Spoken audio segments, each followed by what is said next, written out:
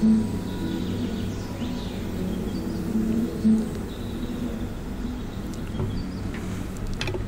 Everyone, welcome to exam B. मेरा नाम है चंद्र प्रकाश जोशी। इस वीडियो में हम बात कर रहे हैं IRDA और RBI ग्रेड बी की जॉब। आप बोलेंगे ये तो कौन सा कंपैरिजन हुआ, RBI और ऊपर से ग्रेड बी, तो फिर क्या क्वेश्चन बनता है कि कौन सी जॉब अच्छी है। ऐसा नहीं है, कंपैरिजन तो देखिए वही बनता है जहाँ कुछ कुछ चीजें समान हैं बट एग्जैक्टली सेम नहीं है। क्यों कंपैरिजन कर रहे हैं? दोनों रेगुलेटरी बॉडी हैं, इस पे तो कोई डाउट नहीं है। कोई क्लाइंट फेसिंग जॉब नहीं है दोनों में, क्योंकि आप डायरेक्टली कस्टमर से डील नहीं कर रहे हैं। न तो IRDA में कोई कस्टमर अपना ट्रांजैक्शन करने आता है, न रिजर्व बैंक में। कस्टमर तो हर ऑर्गेनाइजेशन के हैं। रिजर्व बैंक के कस्टमर बैंक है, गवर्नमेंट ऑफ इंडिया है। इसी तरीके से IRDA के भी कस्टमर हैं। कौन? वो ऑर्गेनाइजेशन जिनको IRDA रेगुलेट करता है। इन जॉब में कोई बिजनेस टारगेट नहीं होते हैं, बिकॉज ये क्या है, रेगुलेटरी ऑर्गेनाइजेशन हैं। इनका काम है मार्केट में बिजनेस को रेगुलेट करना, ना कि खुद बिजनेस करने बैठ जाना। सैलरी बहुत हाई है, बहुत डिटेल में हमने इस पे मल्टीपल वीडियो बनाए हैं, और पर्क्स भी बहुत हाई हैं। इनफैक्ट ग्रेड ए में तो जो IRDA में मिलता है वो किसी भी ऑर्गेनाइजेशन में मिल नहीं रहा है, अगर आप पर्क की बात कर लें। तो फिर कौन सी जॉब ज्यादा अच्छी है?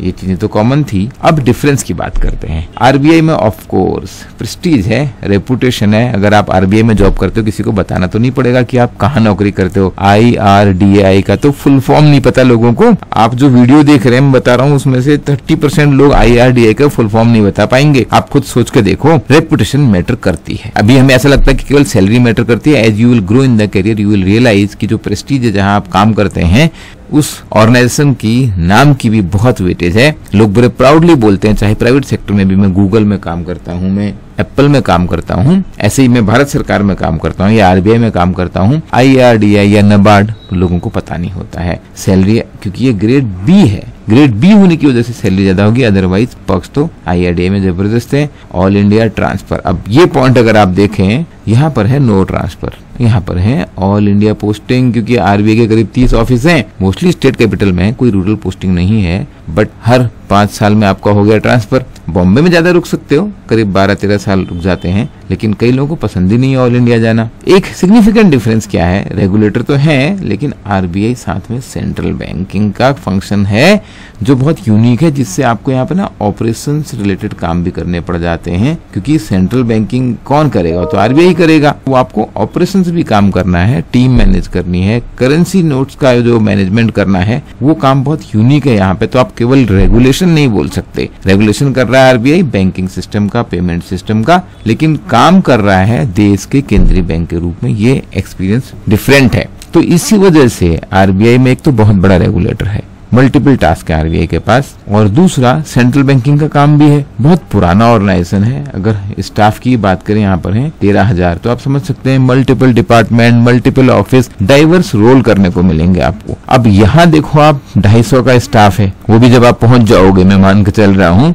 तब 250, पौने 300 स्टाफ हो जाएगा। आपको लगेगा आप IRDA में बहुत इंपॉर्टेंट हो, क्योंकि भाई छोटी सी टीम में आप बहुत इंपॉर्टेंट रोल प्ले कर रहे हो देश के इंश्योरेंस सेक्टर को रेगुलेट करने के लिए। स्पेशलाइज्ड रोल है इंश्योरेंस सेक्टर में। अगर आपको काम करना है ना, तो ये काफी स्पेशलाइज्ड फंक्शन हो गया। RBI में ना एक डिपार्टमेंट से दूसरे डिपार्टमेंट, अभी काम कर रहे थे कैश मैनेजमेंट का, उसके बाद आपको भेज दिया RPCD फाइनेंशियल इंक्लूजन, और उसके बाद तीसरी पोस्टिंग कर दी आपकी बैंकिंग सुपरविजन में, और उसके बाद आपके सेंट्रल ऑफिस, उसके बाद आपको DIT में डाल दिया। आपको मालूम नहीं 15 साल काम करने के बाद या 20 साल काम करने के बाद कि आप एक्सपर्ट किस चीज के हो। ऐसा RBI में होता है, more like a administrative job. मैं ये नहीं बोल रहा हूँ कि ये एडमिनिस्ट्रेशन गवर्नमेंट वाला है, बट मैनेजमेंट वाला काम है यहाँ पे। इधर क्या है, आप इंश्योरेंस में एक्सपर्ट बन जाओगे। कई लोगों को बड़ा अच्छा लगता है कि मुझे डीप नॉलेज हो, एक सब्जेक्ट पे पकड़ो, और एक्चुअल में आज जिस तरीके से दुनिया आगे बढ़ रही है ना, सुपर स्पेशलाइजेशन की वैल्यू बढ़ रही है। छोटा ऑर्गेनाइजेशन है तो यहाँ पर आप उम्मीद कर सकते हो फास्टर प्रमोशन की। उम्मीद क्या एक्चुअल में रियलिटी है, अगर आप देखोगे, इधर 7 साल लग रहा है अभी ग्रेड बी से ग्रेड सी बनने में RBI में, और यहाँ पे तो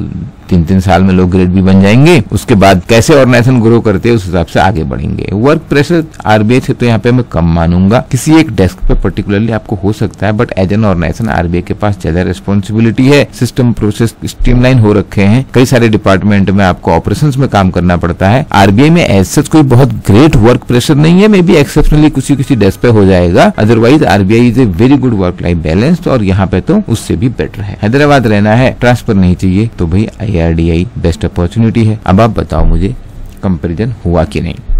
आप अपने कमेंट में लिखिए, क्योंकि जब तक मैं आपका पर्सपेक्टिव नहीं समझूंगा तो मालूम नहीं कुछ बात काम की है या नहीं। कंपैरिजन तो मेरे हिसाब से बनता है। अब बेटर क्या है, बेटर तो आपको बताना पड़ेगा। हर आदमी की अपनी रिक्वायरमेंट है। किसी को साउथ में रहना है, ऑल इंडिया ट्रांसफर नहीं चाहिए, किसी को स्पेशलाइज्ड काम करना है। जो डिफरेंस है अगर तैयारी की बात करें तो ये इंश्योरेंस का ही डिफरेंस है, बाकी आपको तैयारी में ऐसा कोई डिफरेंस नहीं आने वाला है।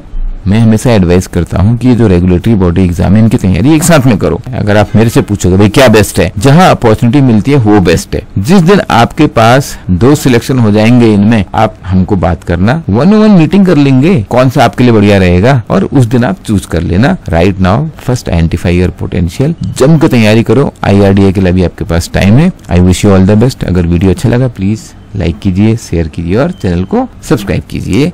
We are here to make your job preparation 50% faster.